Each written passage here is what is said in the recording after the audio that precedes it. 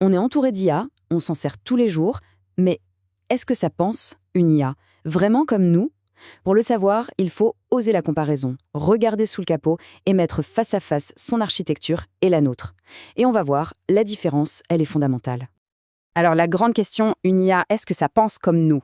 On a tous un peu cette image en tête, hein. L'IA, c'est une sorte de cerveau électronique. C'est une image simple, facile à comprendre. Mais la réalité, elle est bien plus complexe. Et franchement, beaucoup plus intéressante. Ok, alors pour commencer, attaquons-nous aux fondations, l'architecture. D'un côté, on a le cerveau, une pure merveille de biologie, et de l'autre, l'IA, une prouesse purement mathématique. Et comme on va le voir tout de suite, les deux n'ont quasiment rien à voir. Et là, le contraste est juste saisissant. Notre cerveau, c'est un réseau organique, vivant. On parle de 86 milliards de neurones qui communiquent avec des signaux chimiques, qui peuvent se réorganiser et même se réparer. C'est souple, c'est adaptable. En face, l'IA, c'est un réseau numérique, mathématique, des nœuds artificiels, des connexions qui sont en fait des valeurs chiffrées. Et une fois que l'IA a fini son entraînement, eh bien, tout ça, c'est figé, c'est statique. Donc d'un côté, le biologique, le dynamique, et de l'autre, le statistique, le figé. Maintenant, voyons comment ces deux intelligences apprennent. Parce que c'est là que le fossé entre les deux devient vraiment un gouffre. Le secret de notre cerveau, son super pouvoir si on veut, ça tient en deux mots, la plasticité synaptique. C'est un concept assez fou quand on y pense.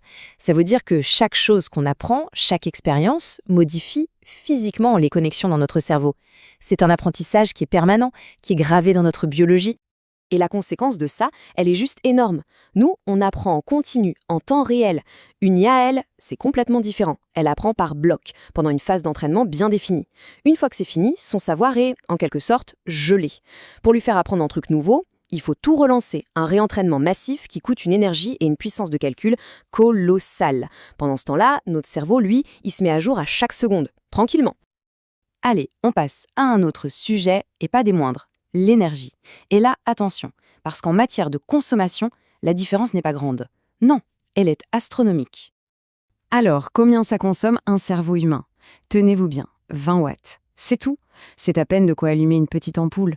Et avec ça, on pense, on bouge, on se souvient, on rêve. C'est un chef-d'œuvre d'efficacité énergétique, il n'y a pas d'autre mot. Et en face, l'IA, pour un grand modèle, on peut monter jusqu'à 15 mégawatts. C'est la consommation d'une petite ville entière.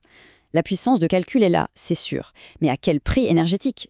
Le cerveau, sur ce terrain-là, reste absolument imbattable en termes d'efficacité. Mais il n'y a pas que l'énergie. Parlons un peu de la mémoire. C'est un autre point de rupture. Côté IA, on a une mémoire de travail, ce qu'on appelle la fenêtre de contexte, qui est gigantesque. On parle de 128 000 tokens pour les plus récents. C'est énorme. Mais c'est une mémoire à court terme, complètement éphémère. Dès que la conversation est finie, pouf, tout disparaît. Notre mémoire à long terme à nous, c'est tout autre chose. Elle est biologique, elle est associative, elle est connectée à nos émotions. Un souvenir, ce n'est pas juste une donnée, c'est une odeur, un sentiment. L'IA, elle, ne se souvient pas. Elle ne fait que retrouver des motifs statistiques dans son immense base de données. C'est vraiment une différence de nature, pas juste de taille.